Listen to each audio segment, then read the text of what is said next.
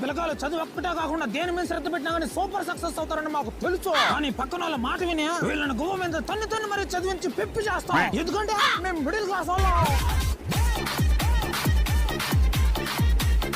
కూతురుకు పెళ్లి చేసేటప్పుడు మంచి మనసున్నోడికి తెలివిగలవాడికి పెళ్లి చేస్తే ఆనందంగా ఉంటుందని మాకు తెలుసు. అయినా కానీ బాగా ఆస్తులున్న ఒక సాడిస్ట్ వెతికి మరి పెళ్లి చేసేస్తాం. ఎందుకంటే మేము మిడిల్ క్లాస్ వాళ్ళం.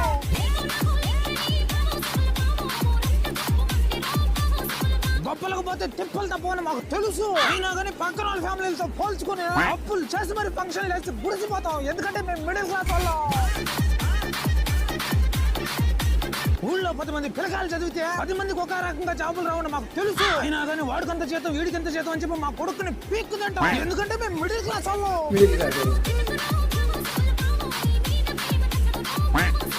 మా చుట్టాలే మమ్మల్ని సంకనాకి ఇస్తున్నారని మాకు తెలుసు. అయినా కానీ ప్రతిసారి వాళ్ళ